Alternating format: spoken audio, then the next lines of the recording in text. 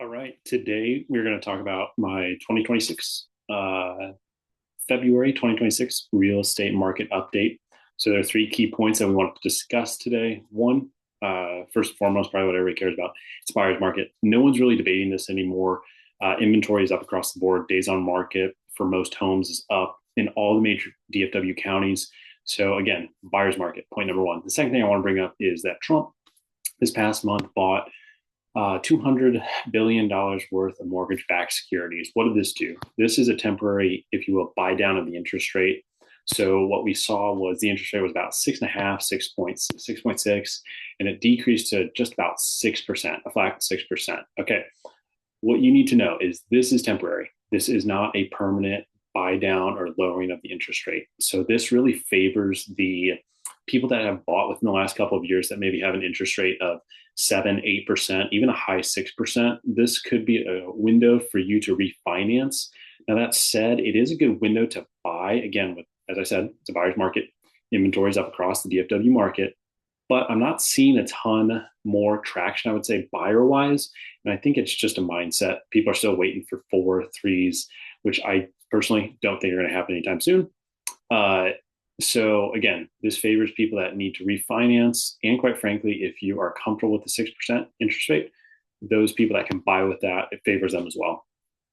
Last but not least, let's talk about an important economic term, debasement. Debasement is the loss of the value of the US dollar. Okay, this is happening. You can look at stuff online and maybe it says that the value is increasing compared to the yen, compared to the euro, compared to the peso. But really what that means is that those various currencies are decreasing or debasing at a rate more rapid than the US dollar. So what you need to take away from this, or what debasement means for the average consumer, it's better for buyers than renters. Why is that? Because if the value of the dollar is decreasing, okay, a $400,000 home today, you buy that today, that value is set.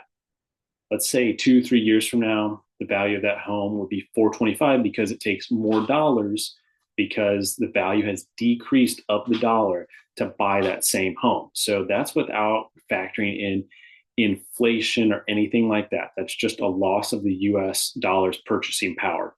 So debasement favors current buyers over renters because renters, whether or not the market is favorable to the renter or the landlord, landlords still increase rents year over year. At best, they're going to hold them steady. So I'm a fan of buying, long story short, but I think it's a perfect storm or a good opportunity. Again, to sum up, it's a buyer's market.